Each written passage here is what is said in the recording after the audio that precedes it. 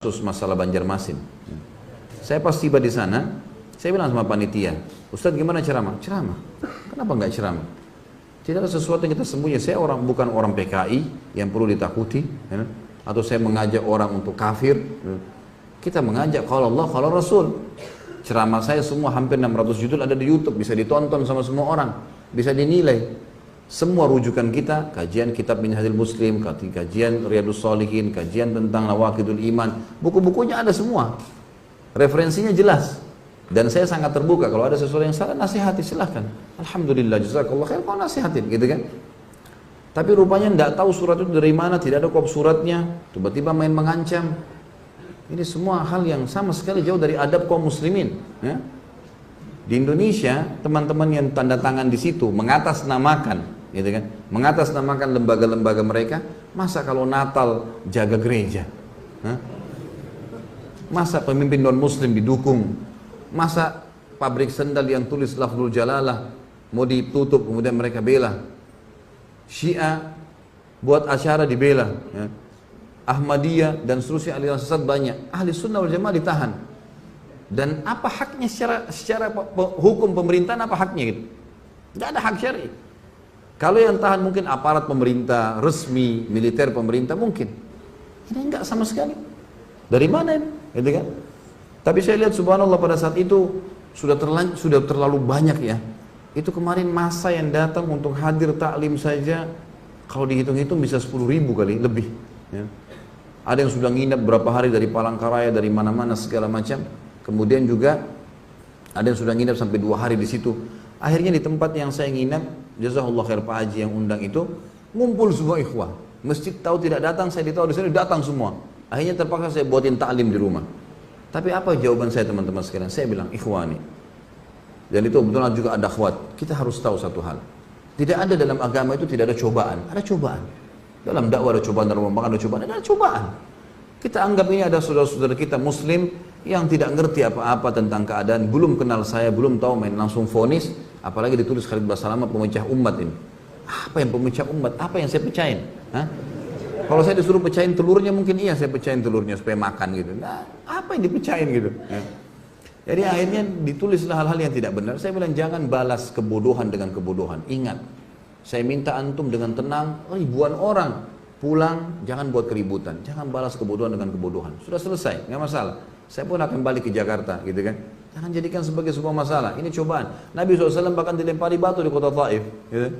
Sabar beliau berdakwah, sudahlah. Ya, tidak ada sesuatu yang perlu kita khawatirkan.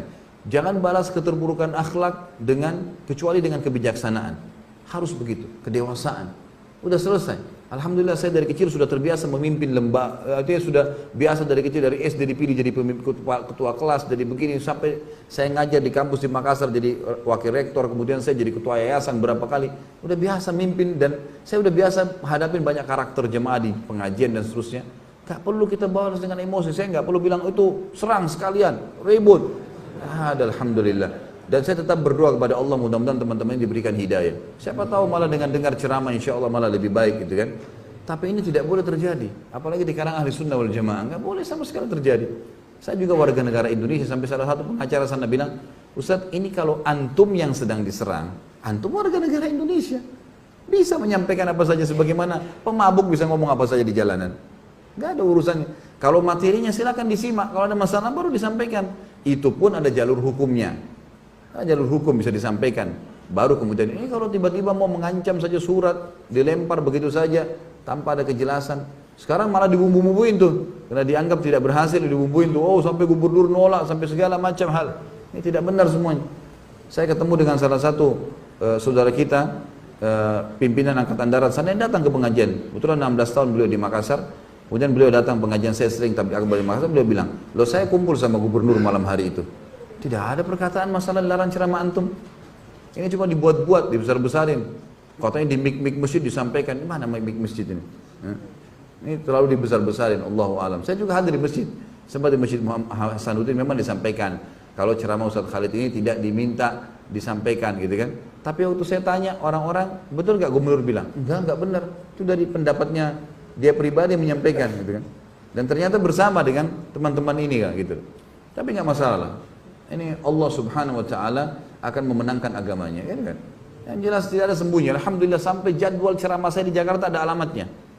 Ada kontak personnya, nggak ada yang saya sembunyikan. Ceramah semua diupload di YouTube. Antum rekam nih bebas, nggak ada yang larang. Ada yang salah, akhi nasihatin saudara muslim, ya. Tapi mencegal ceramah, sementara gereja yang jelas Nasrani dibendung, dilindungi. Gimana akal sehatnya nih? Kan begitu. Tapi ini semua adalah emosi belaka yang tidak ada hasilnya sama sekali. Dan ini berbahaya teman-teman sekalian. Terlepas daripada saya, saudara muslim yang disakiti atau dihina atau sampai apa, ini berbahaya pada hari kiamat. Bagaimana kalau ketemu hari kiamat nih? Hah? Rebut-rebutan pahala. Saya sih terima transfer, gitu kan? Loh iya. Kalau antum gimana? Tidak ngerti, tidak kenal, kan gitu masalah. Kecuali sempat minta maaf, silakan. Dan ingat dalam Islam, kalau kita memaafkan saudara muslim kita yang sedang berbuat salah, kita dapat pahala. Tapi dia belum lepas dari hukuman sampai dia minta maaf. Garis bawah itu ya.